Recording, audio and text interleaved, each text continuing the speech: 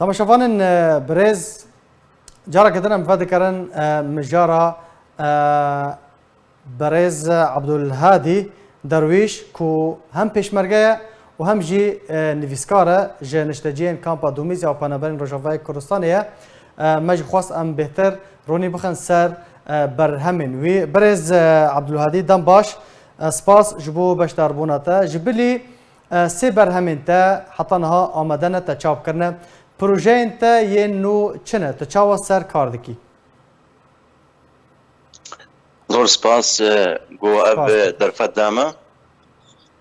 بو ام جی بحثا برهمی خوا ین وجهی بکن بله وكو جو ديزاينن من سي برتوك تشيكرنا حتانها يكم او يا سركه رومانا من هذيك الخرنوبي لا يعرف الياس او يا سركبو ومن صالده هزار وشارده درخستيا بله جيروكا دريج او بس هزار وهشتا من هذيك الصراخ لا ينتهي من درخستيا بله ويا بدو ما هيك جي هزار وبيشتكي اباصر ريا آزادي أم طريق الحرية سر الشهيد لما ينشكري روج الكردستان العراق كتنا بله باش اگر تو هناك بكورتي بحثا هر نافروكا ما بيجن رومانا كتا هي برتوكا كتا تشيروكن يا هري داويه تبحثا قهرمانيه هزين بيشمرگين روش كريا اگر بكورتي هناك هر برتوكا كت بحثا نافروكا ويتج مرابكي بله رومانك الخروبي لا يعرف الأس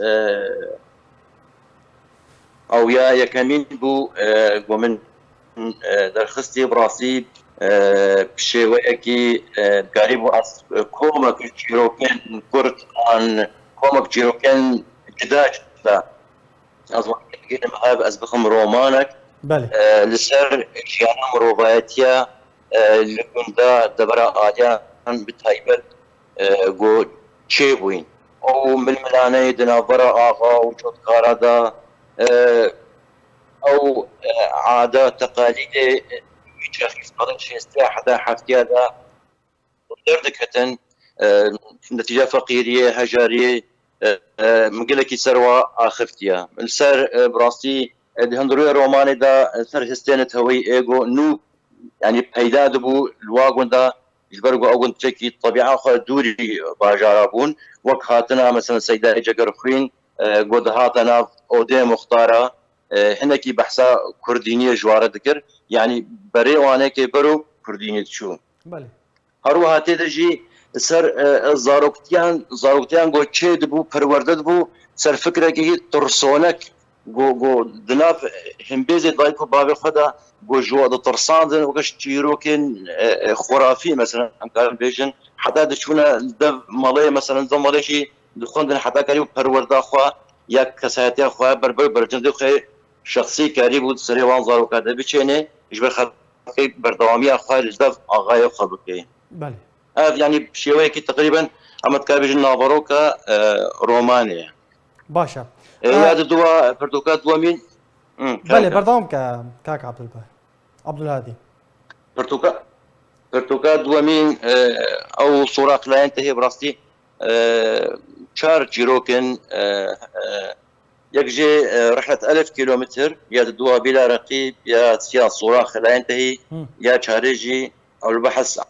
عن الزائدة الدودية براستي أب تشيروكا البحث عن الزائدة بشويكي بيكانوك آواكر يعني من الملاني دبي تشيروكي دا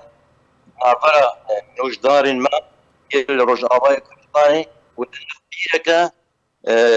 نظام جارت دناف كومالاتي دا مدقو بيرك يعني أو القابلة مثلا يقول دناف هذا بيدا دبوي هناك انه كاتشكا انه زوجها او كاتشكا هناك مثلا برو عمليه اشاء زايد او ان قولنجا تختار عن زين دبرد انه قولنجا ولا يعني من الملانك دنا هذا شيء براسي برنجكي كانوك من بحساب جيروكي كريا يا مسار تركيز كري براسي ومن سيقدن بي سي من دخست حمو كساتيا جيروكي بنا كيبم اف سرفا خورتما يكون فقيريه دخستن دركبن جوندار دركبن هرنا باجارا من شوار بشغلن دوردا وقت صراعه كي نابرا انسان دا چه انو ام دبركا زنگینه تیره بحموتش دخوا بنفطه خوا بغازه خوا بآبا خوا بحموتش خوا بعرض خوا چاوا امکارن جوی ولاتی درکبن هرنا بعربه يعني چاوت کاریش انسانش ذاتی خوا درکبه هری ناب ملتا که دی نب زمانی ناکی نه عادت تقلیدی نه فکری نه رامای ناکی هری کاربی جانا کنولو برام که کاربی خوا آوا بکه برنگه کی شوی کی دیتر که يعني ابكر كي براستي متخص ازولو از ببم وك باليوزي جينجها كردواريه لنافبرا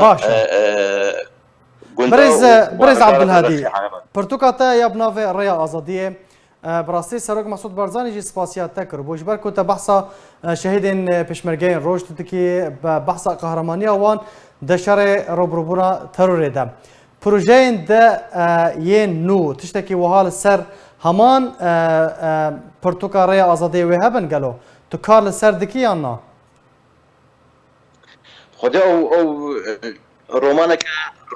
نور